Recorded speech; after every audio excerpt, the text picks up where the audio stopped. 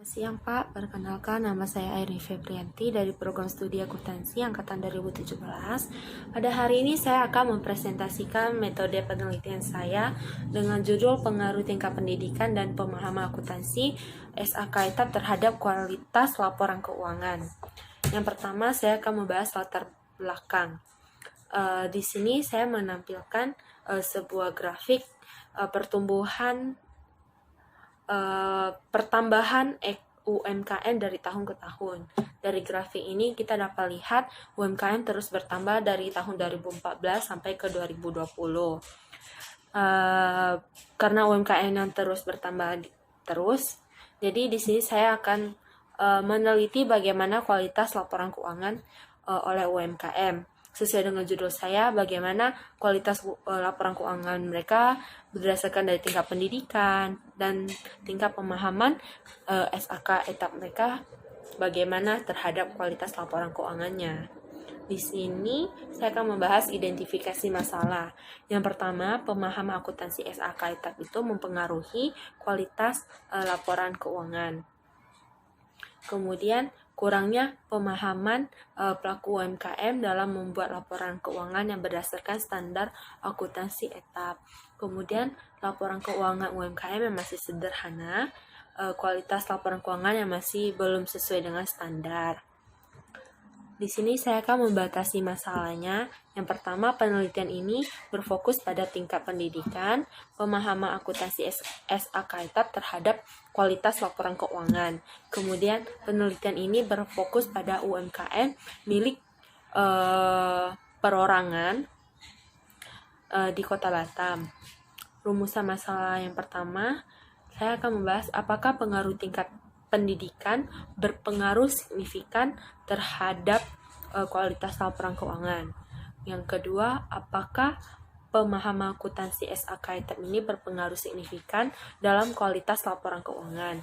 Kemudian yang ketiga, apakah pengaruh tingkat pendidikan dan pemahaman akuntansi SAK ETAP ini sama-sama berpengaruh signifikan terhadap kualitas laporan keuangan.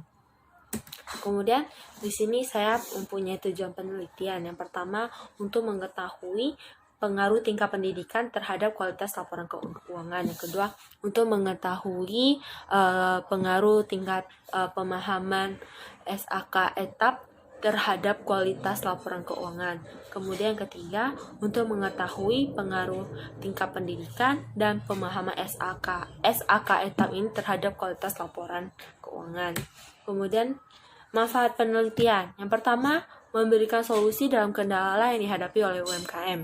Yang kedua, penelitian ini memiliki fungsi menambah pemahaman SAK ETAP dalam kualitas laporan keuangan.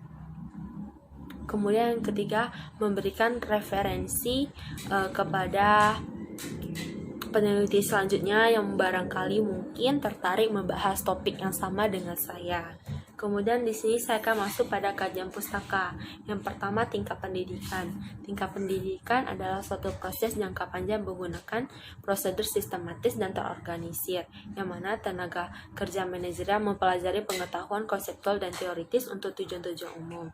Jadi yang seperti yang kita tahu, tingkat pendidikan itu dari kelompok bermain, taman kanak-kanak, hingga kita sekolah dasar, menengah pertama, menengah atas, sampai saat ini saya sedang menempuh di bangku perkuliahan. Jadi bagaimana sih tingkat pendidikan seseorang itu mempengaruhi terhadap kualitas laporan keuangan? Apakah ada pengaruhnya?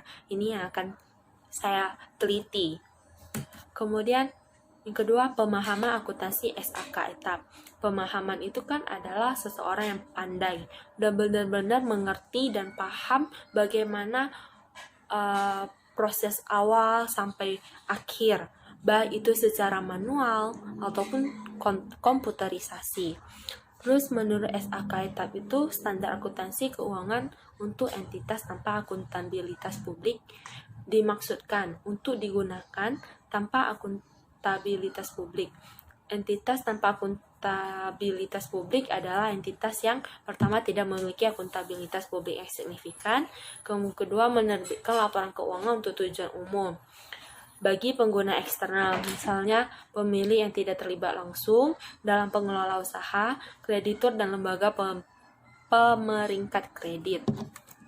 Kemudian kualitas laporan keuangan itu sangat penting ya, karena laporan keuangan itu kan sama-sama yang kita ketahui, kita dapat mengukur apakah usaha yang kita jalan itu kita untung, rugi, usaha yang kita jalankan itu sehat enggak. Dari laporan keuangan itu kita bisa lihat, makanya kita butuh kualitas laporan keuangan yang baik. Kalau tingkat pendidikan seseorang itu baik, maka akan menghasilkan kualitas laporan keuangan yang baik juga. Namun begitu pula sebaliknya. Kemudian di sini saya akan menjelaskan mengenai kerangka pemikiran, tingkat pendidikan, pemahaman akuntansi SAK etap terhadap kualitas laporan keuangan. Tingkat pendidikan ini berpengaruh terhadap kualitas laporan keuangan. Pemahaman akuntansi SAK etap ini berpengaruh terhadap kualitas laporan keuangan. Kemudian penelitian terdahulu di sini ada penelitian terdahulu menurut penelitian Jati pada tahun 2004 menyatakan bahwa pada saat ini kebanyakan UMKM masih belum menyelenggarakan pembukuan akuntansi dan pelaporannya dengan baik.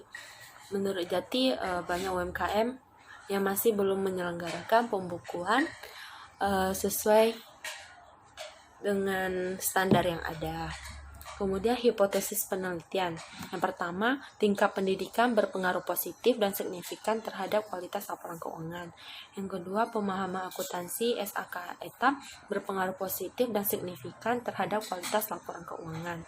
Kemudian yang ketiga, tingkat pendidikan dan pemahaman akuntansi SAK etap berpengaruh positif dan signifikan terhadap kualitas laporan keuangan.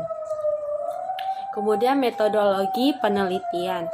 Ruang lingkup penelitian ini menggunakan pendekatan kuantitatif.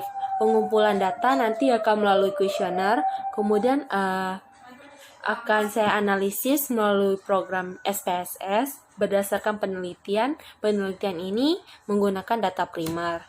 Kemudian populasi dalam penelitian ini adalah pelaku UMKM milik perorangan di Kota Batam.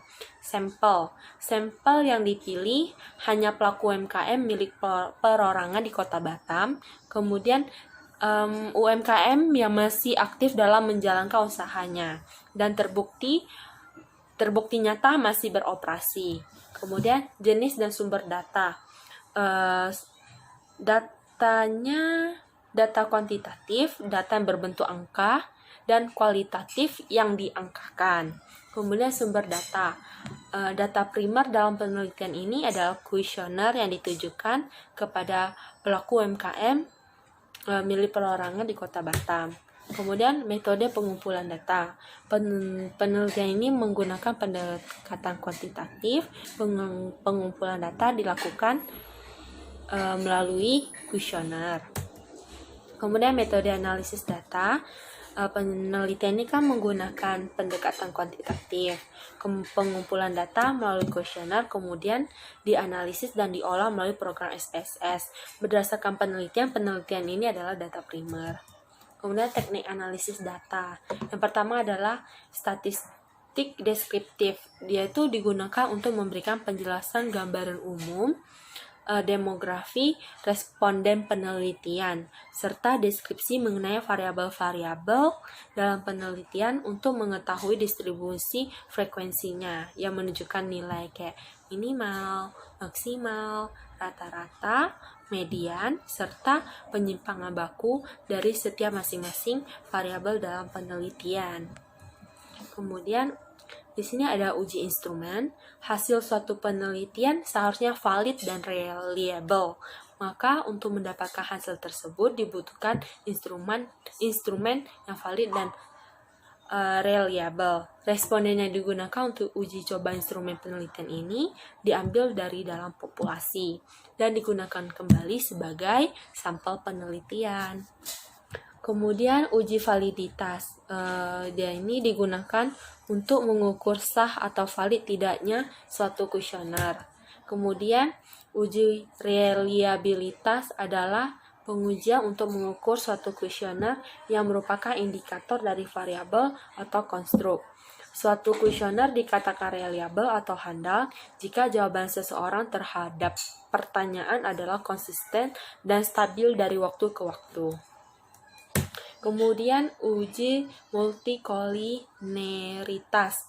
Ini bertujuan untuk menguji apakah dalam model regresi ditemukan adanya korelasi antar variabel bebas atau independen. Kemudian di sini ada uji heteroskedastisitas. Nah, ini bertujuan untuk menguji apakah dalam model regresi terjadi ketidaksamaan varians dari residual satu pengamatan ke pengamatan yang lain.